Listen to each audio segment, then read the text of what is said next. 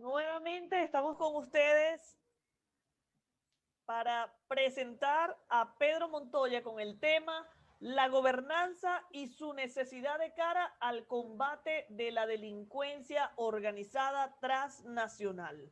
Tendremos la última ponencia por el día de hoy. La invitación es para mañana para que continuemos en nuestra formación. Hoy ha sido un día extraordinario con ponencias de relevancia.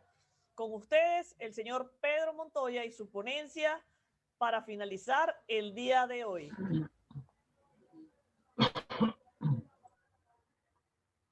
Y bien, estamos de nuevo en esta tarde con ustedes, conversando sobre temas interesantes. No sé si me están viendo. ¿Sí? Ok, perfecto.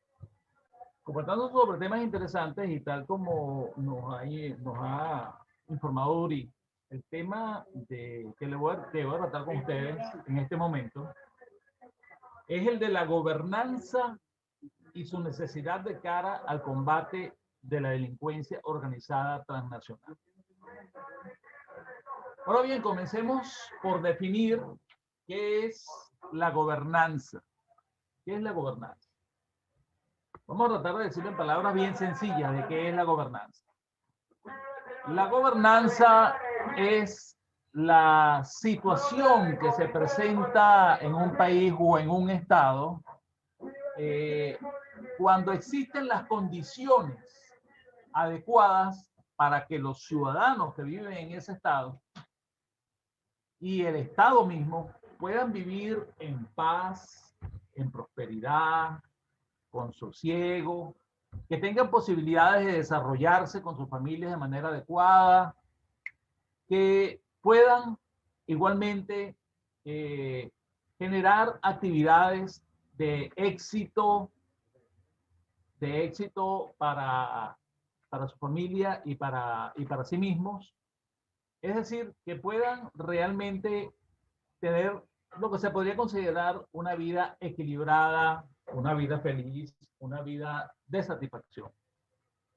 Es la unión de lo que el Estado, como tal, que debe garantizar la paz y la seguridad de los ciudadanos y las posibilidades de crecimiento, se une con la actitud de los ciudadanos que tienen un comportamiento además que facilita y propende a vivir adecuadamente. Es ese estado de felicidad del cual hemos oído hablar en un momento determinado, inclusive por grupos políticos, y que hay organismos que dicen de que se han dado a la tarea de medir la, la cantidad de felicidad que tiene un pueblo en un momento determinado, la cantidad de satisfacción, porque pueden lograr cosas dentro de ese estado, porque pueden vivir bien, porque se siente satisfecho, porque siente que su familia está segura, porque siente que su familia se realiza bien, porque es un estado dentro de las normas, las buenas costumbres, que es un estado donde se respeta eh, la, no solo la vida, sino los valores. Acá están los valores, tan importantes que son los valores. Buena parte del descalabro que tenemos como sociedad es la pérdida de los valores sociales. Eso nos genera cualquier cantidad de dolores de cabeza, porque cuando se pierden los valores, se pierden de manera integral, no solamente se pierden dentro de la familia, sino que se pierden los valores dentro del Estado, dentro de los organismos del Estado, dentro de las empresas, y comenzamos una situación de canibalismo en los cuales nos consumimos unos a otros. Bueno, la gobernanza, entre otras cosas, es eso. Es la garantía por parte del Estado, con unión de los ciudadanos, de que se pueda vivir realmente en paz. Pero ¿qué sucede con esta gobernanza? Sucede que esta gobernanza se ve amenazada de una manera muy directa por el crimen organizado transnacional, por la delincuencia organizada transnacional. Ustedes dirán, pero exactamente de qué manera eso ocurre. Yo se lo voy a explicar. Con muchísimo gusto lo voy a explicar. La delincuencia organizada transnacional representa una amenaza significativa creciente. Es decir, que comienza como una amenaza, se va desarrollando y va creciendo dentro de los estados. Lo que en principio fue una amenaza pequeña, no se queda de ese tamaño, sino que comienza a crecer. Y llega un momento que en su proceso de crecimiento se hace tan fuerte que es prácticamente imposible detenerla. Por eso, esta es una situación que es como una mala hierba que hay que arrancar de raíz apenas nos damos cuenta que surge y existe en nuestras sociedades, en nuestra ciudad, en nuestros países.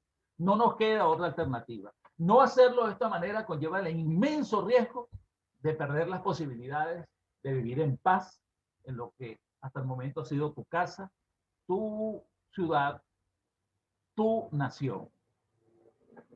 Entonces es una amenaza creciente, significativa, con consecuencias fatales. No estamos hablando de consecuencias lamentables, no. Estamos hablando de consecuencias fatales.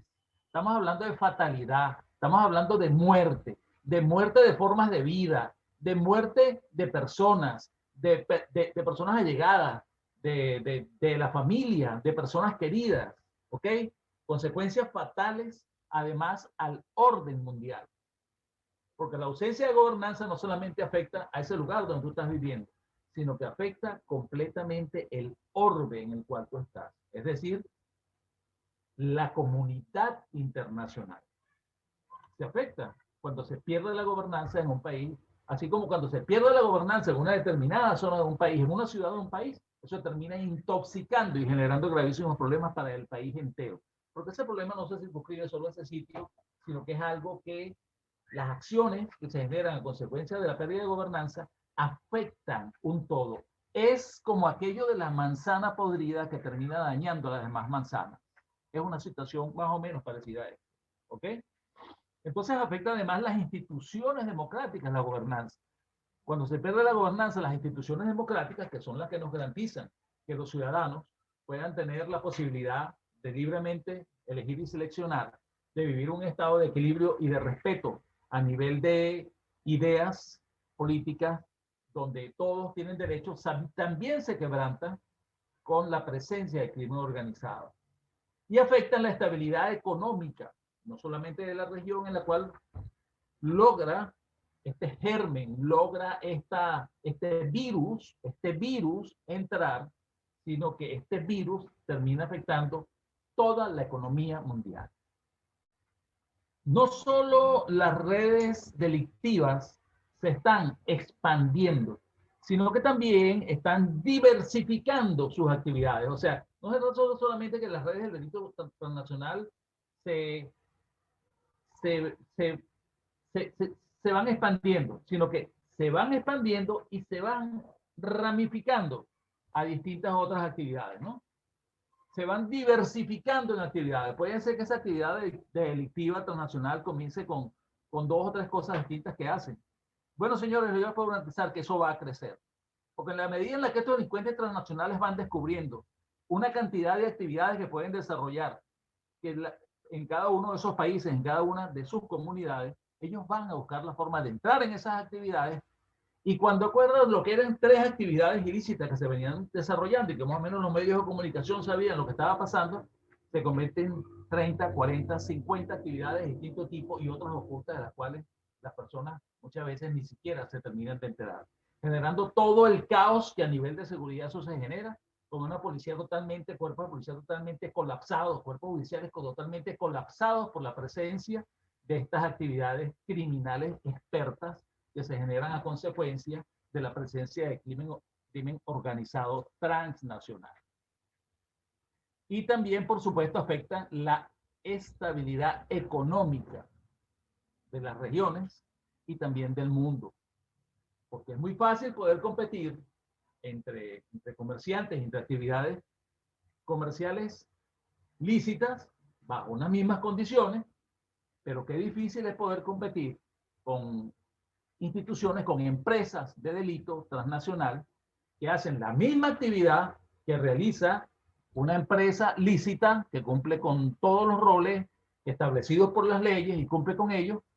Qué difícil se le hace competir con una empresa ilícita que no cumple con absolutamente nada de eso, porque esta tendrá las posibilidades y que además tiene una inmensa cantidad de dinero para expandirse, porque esta otra, la delictiva, tiene las posibilidades de poner precios muy bajos para hacer quebrar a estas otras empresas, tienen las posibilidades de crecer mucho más rápidamente y definitivamente pues las empresas legales están sometidas a impuestos y regulaciones, mientras que las empresas ilegales, las empresas del narcotráfico ilegales, las empresas del crimen organizado en términos generales ilegales, pues no tienen nada que ver con respecto de leyes ni ninguna de estas cosas.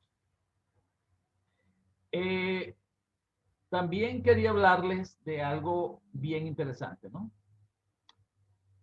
El crimen organizado distorsiona la línea divisoria que separa lo legal de lo ilegal.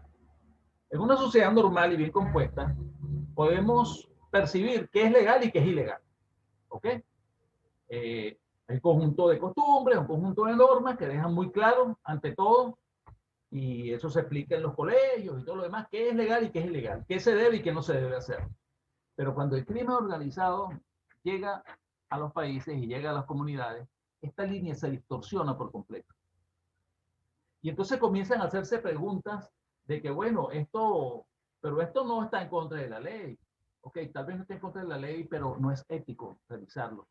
No forma parte de lo que un Estado que defiende sus pilares de buenas costumbres, sus pilares de buen comportamiento, tenga que soportar, porque afecta eso definitivamente. Y lo que comienza siendo solamente una pequeña falta, que no transgrede necesariamente las leyes, también va creciendo y se va convirtiendo en delitos que generan unos daños terribles.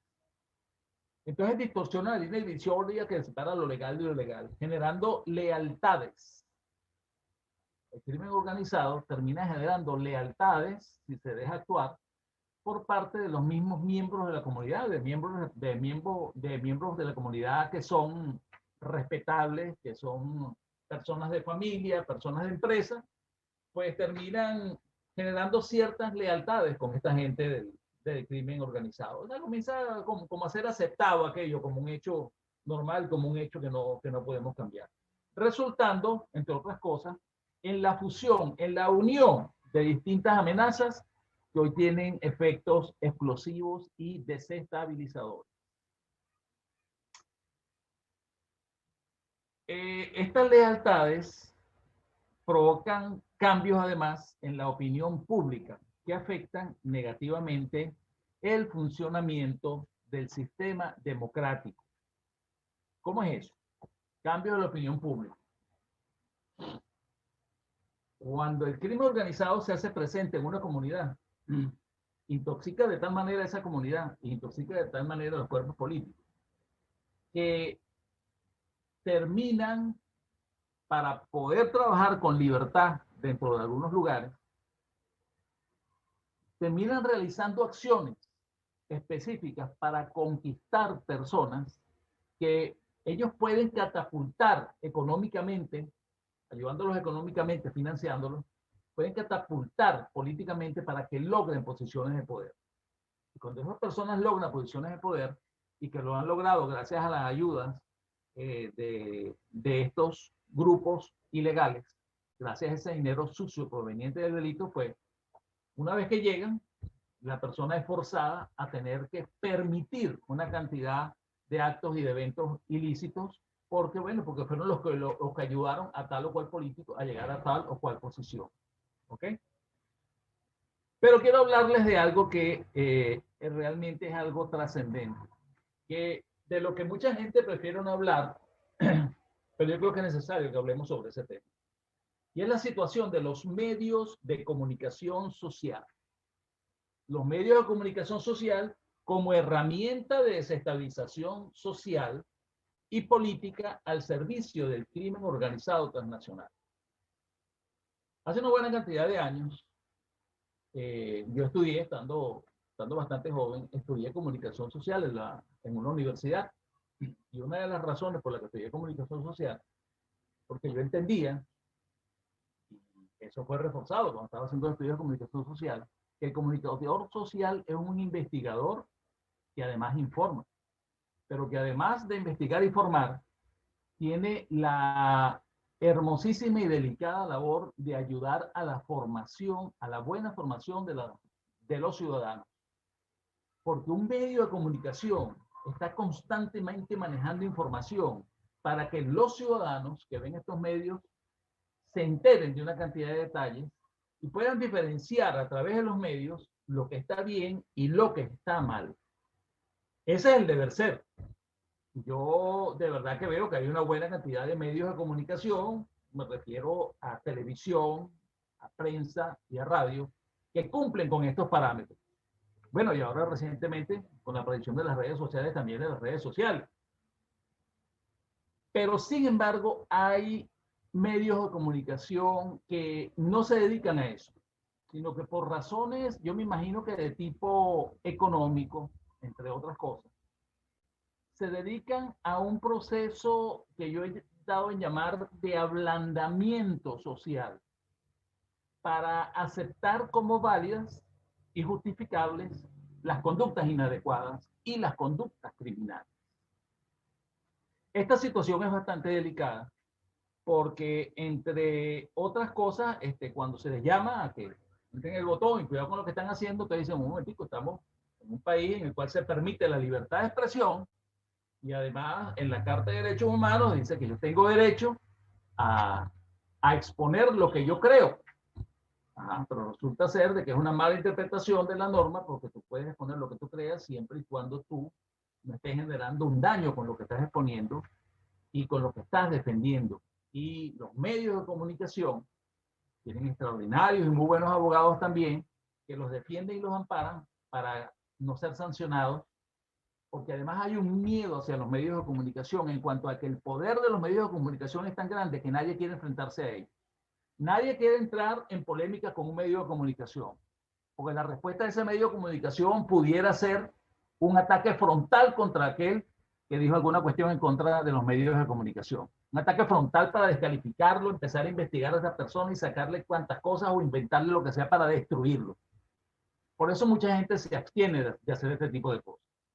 Pero, ¿qué necesario es que los medios de comunicación generen una revisión profunda de lo que es su forma de actuar, de lo que es su responsabilidad dentro de las ciudadanas, dentro de la ciudadanía y dentro de los pueblos en los cuales están funcionando, y lo trascendente de lo que son sus acciones para enderezar sociedades, para evitar que las sociedades copien actividades criminales y para trabajar en función de verdades que sean capaces de generar gobernanza.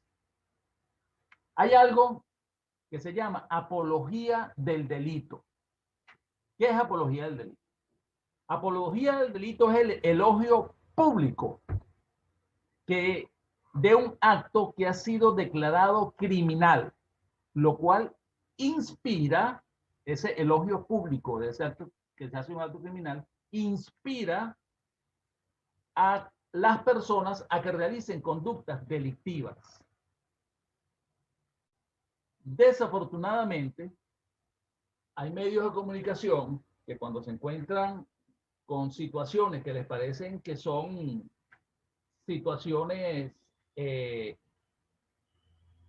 que son de interés público, aunque sean situaciones ilegales, comienzan a presentarnos a individuos que se dedican a situaciones delictivas y a situaciones delictivas de crimen de organización,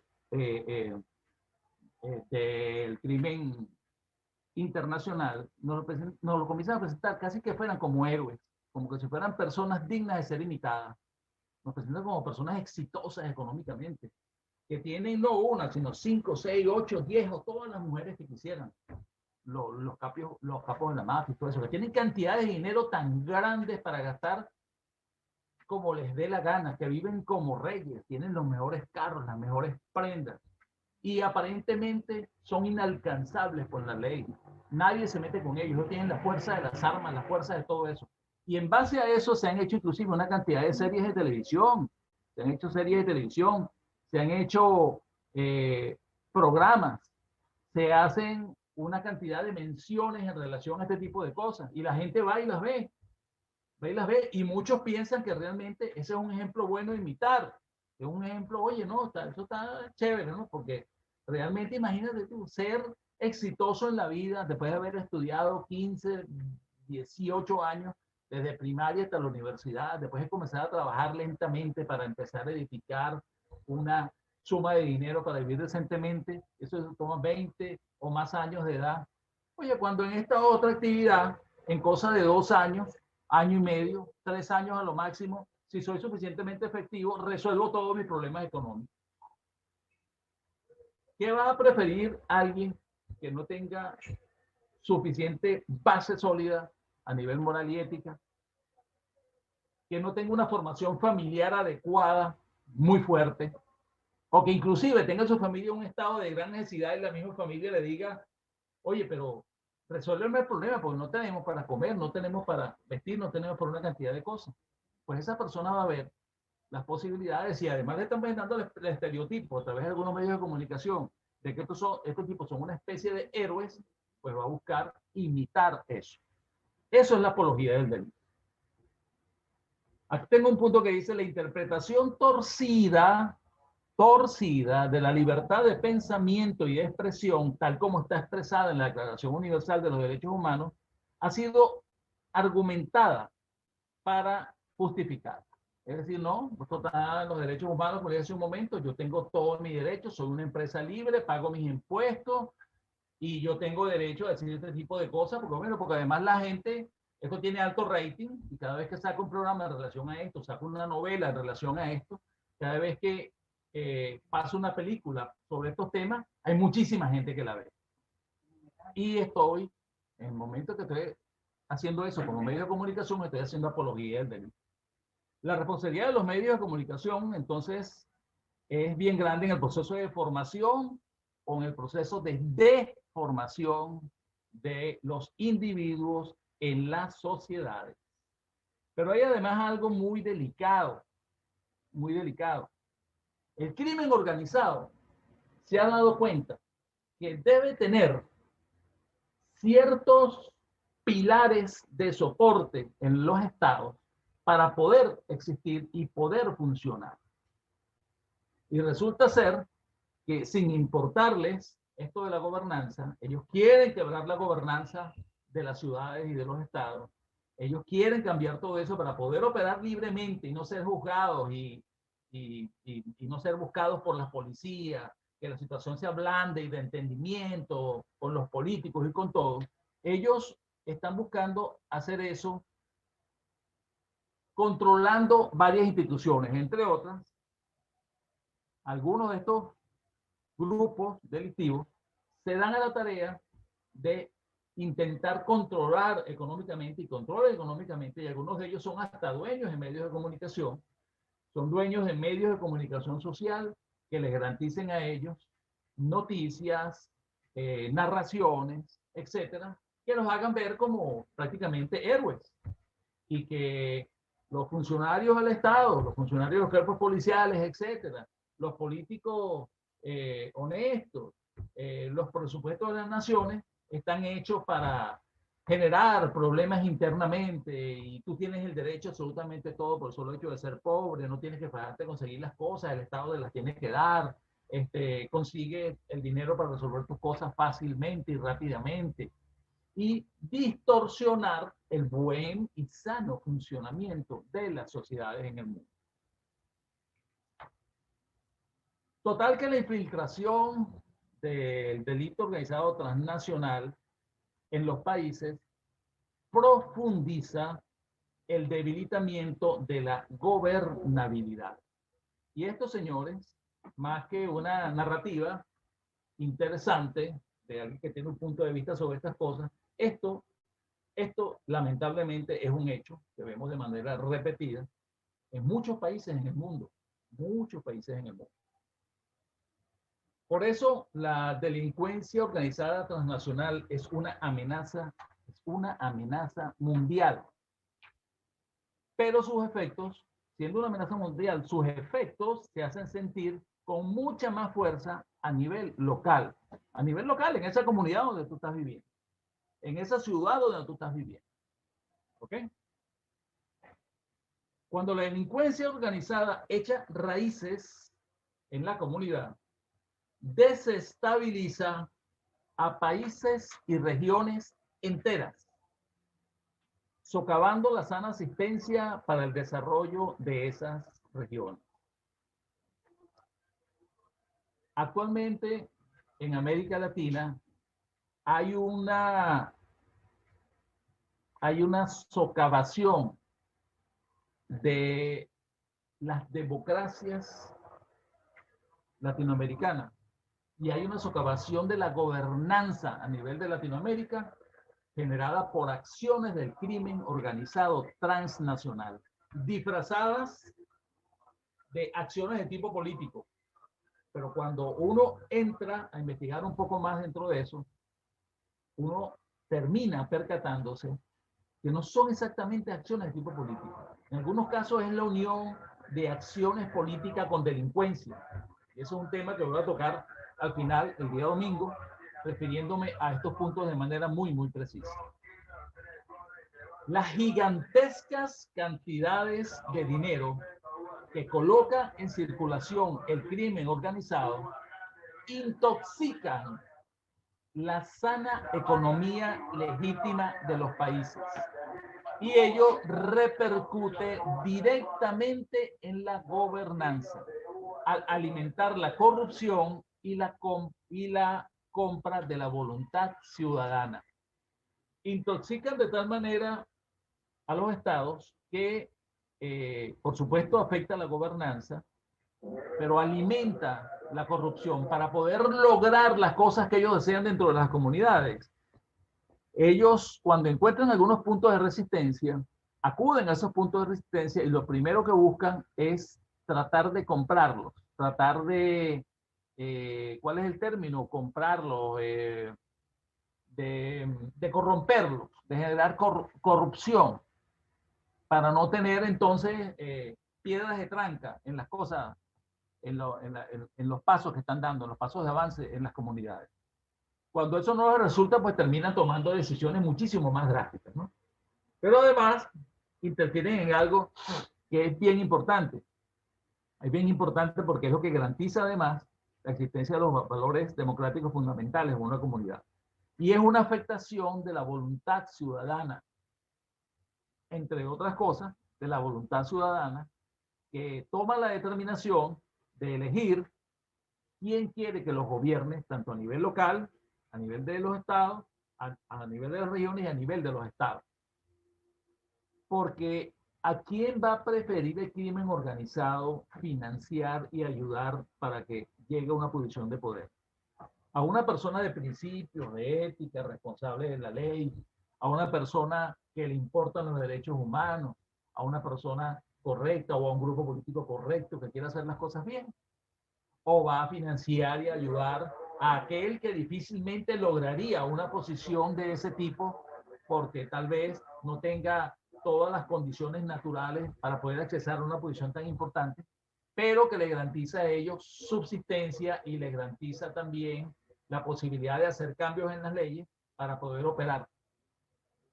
Pues por supuesto que a este segundo tipo de personas.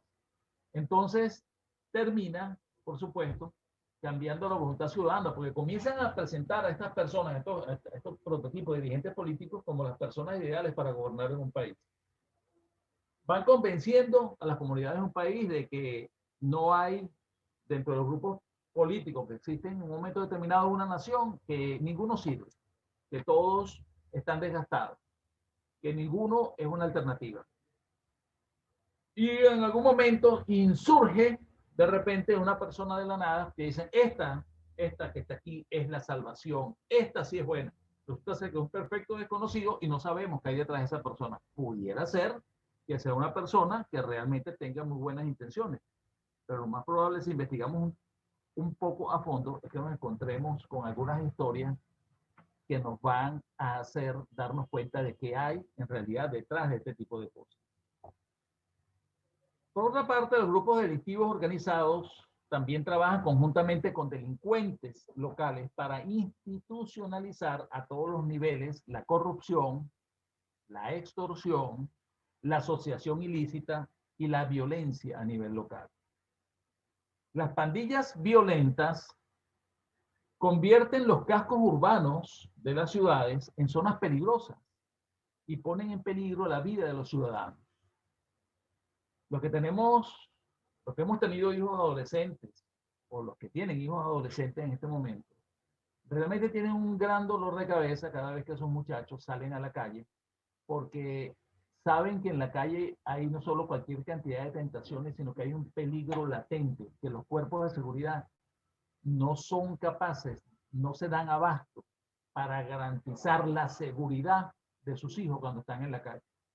Porque está la variedad de cosas que ocurren, que van desde individuos con mal comportamiento, que no les importa comportarse de manera inadecuada, hasta situaciones de delitos generalizados de distintos tipos, pasando por cualquier cantidad de comercios ilícitos que pululan en la calle y que están en la búsqueda de todo lo que salga a la calle, a ver cómo lo entremezclan en este tipo de situaciones.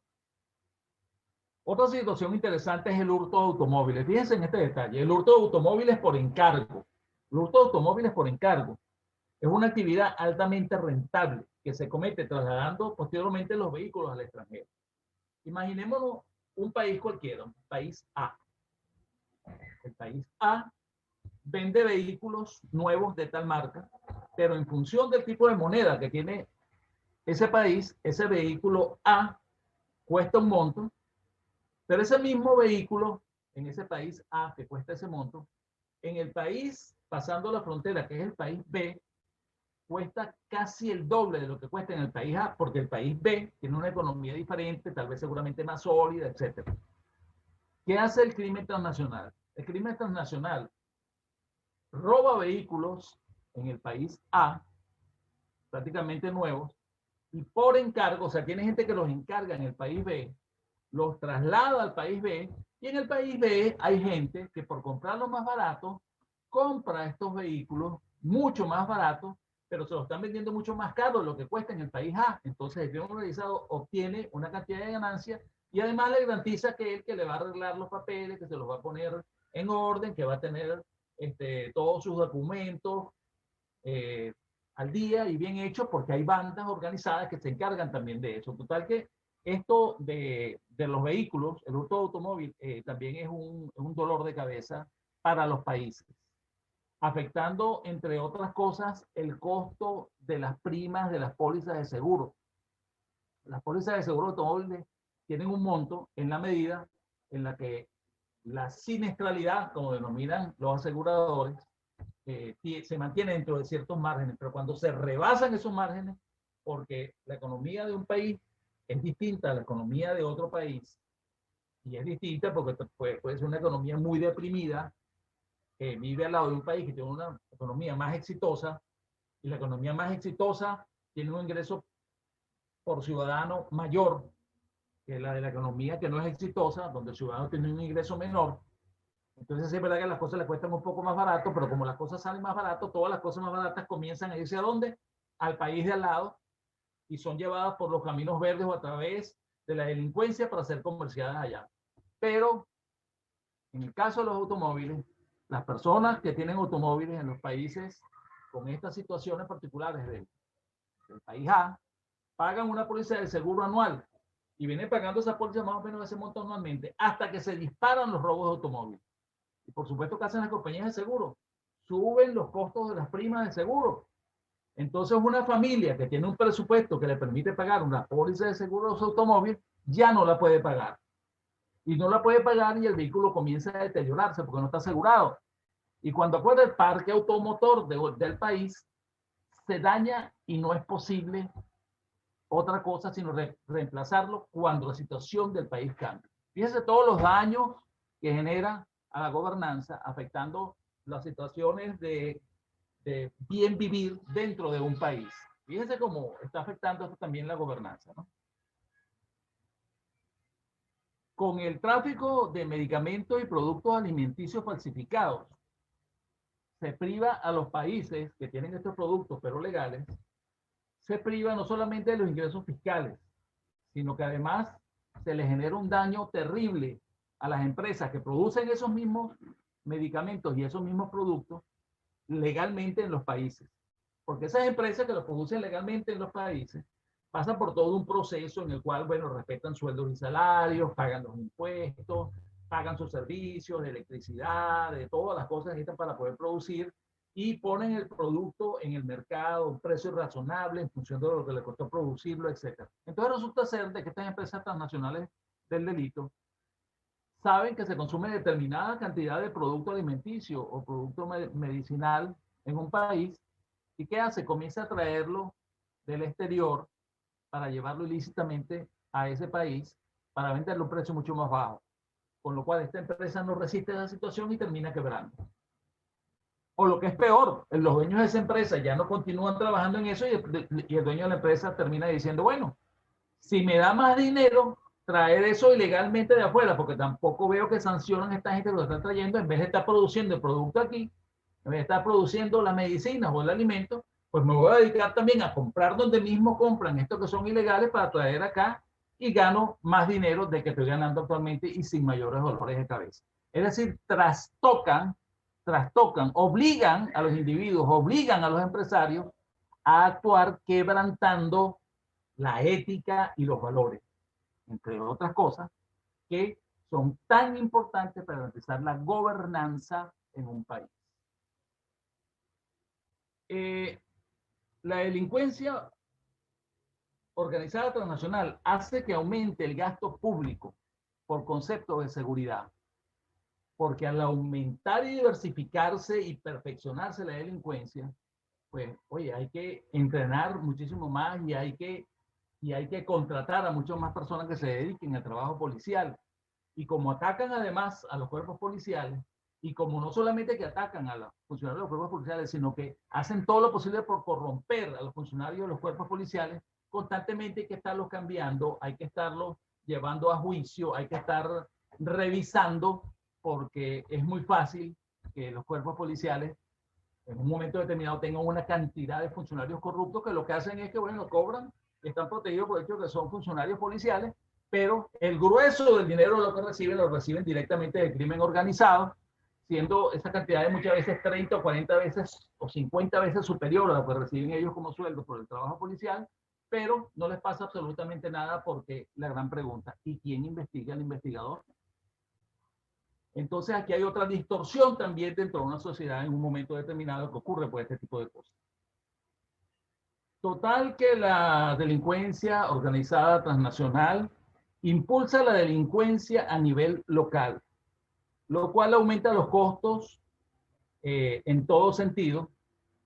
¿Y qué consecuencias puede producir el aumento de la delincuencia en un país determinado? Bueno, yo he señalado aquí varios, ¿no?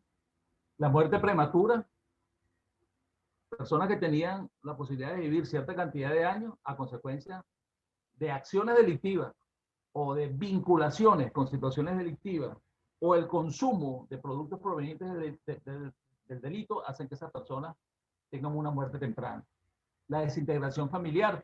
La familia se desintegra cuando miembros de la familia, y seguimos hablando de gobernanza, cuando miembros de la familia comienzan a actuar de una manera, a comportarse de una manera que no es la manera en la cual el padre de familia hubiera querido que se comportara ese miembro de esa familia. Entonces la familia se desintegra, se pierden hijos o se pierden hijas, hermanos, todas estas cosas, porque algunos prefieren la vida fácil que genera, aparentemente fácil que genera el delito, que dedicarse a hacer las cosas de esta otra manera. Las pérdidas económicas, por supuesto, ya hablamos de ello.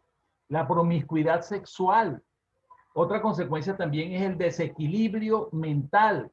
Cuando tú afectas a una comunidad para romper la gobernanza y hacer todo este tipo de cosas, llega un momento que los paradigmas de vida que tiene un individuo, los paradigmas que le permiten vivir en sociedad se trastocan. Y las personas ya no saben qué es bueno, qué es malo, qué es lo que debería ser, etcétera, sino que pierde absolutamente toda esa referencia y se generan situaciones de desequilibrio, de un desequilibrio total y absoluto. La persona se siente indefensa frente a lo que está viendo socialmente, que es mucho más grande que él, una situación que lo arropa, generada por el crimen transnacional que se ha empeñado en quebrar la gobernanza de los países, de tu comunidad, de esa comunidad en la cual tú vives. Lo otro es algo muy lamentable, que es que obstaculiza el rendimiento académico. No solamente que obstaculiza el rendimiento académico, sino que además genera deserción escolar. ¿Cuántas personas desertan de estudiar porque perdieron fe en los estudios? Porque saben que fajarse a estudiar durante un determinado tiempo no les va a dar lo que le da al malandro, al criminal, tan rápido, para subsistir y vivir y tener toda una cantidad de cosas que desea. Entonces, por una parte tenemos los medios de comunicación que están bombardeando con una cantidad de información que le está diciendo, cómprate un buen carro, cómprate una buena ropa, tenga una buena casa, sé feliz, cómprate un yate, todo lo demás. Y por otra parte, estamos viendo que se hace difícil poderlo conseguir, pero que el delincuente sí tiene acceso a todo lo que anuncian en televisión. Entonces no se trata de no anunciar esas cosas en la televisión, se trata de tener gobernanza y tener estados ordenados, estados equilibrados, donde los ciudadanos puedan acceder a eso sin que se quiebren las normas legales nacionales e internacionales, pero entre otras cosas, sin que se quiebren las normas morales y éticas, los principios y los valores de una comunidad, que garantizan la existencia de la gobernanza.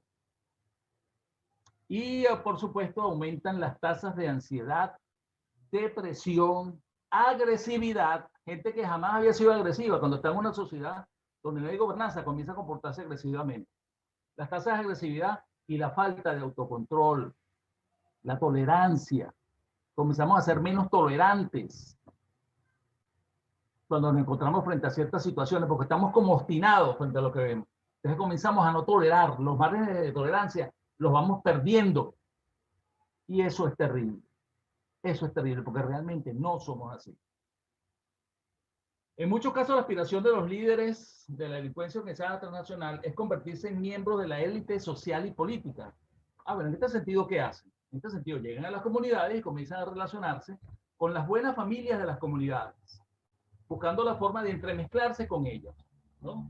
De entremezclarse comercialmente, de entremezclarse familiarmente, y entonces cuando acuerdas tú comienzas a ver a individuos que provienen de grupos de crimen organizado, casados con hijas o con hijos de familias respetables de la comunidad en la que se está viviendo. Entonces comienzan ellos como a limpiar lo que ellos son con este proceso de uniones. Y por supuesto, ¿qué puede salir de allí?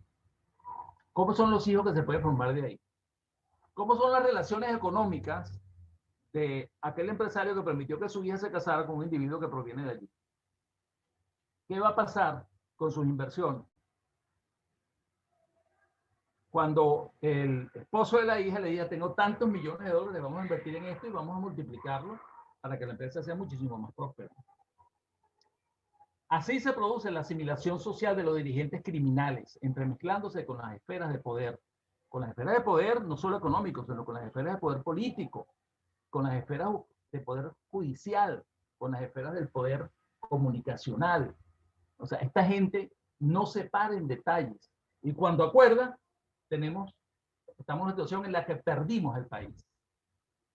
Ya casi estamos terminando, pero quiero señalarles esto último. La delincuencia organizada transnacional se ha transformado en una amenaza que pone en peligro la independencia de los gobiernos, la integridad de las instituciones financieras, el funcionamiento de la democracia y los equilibrios en las relaciones internacionales.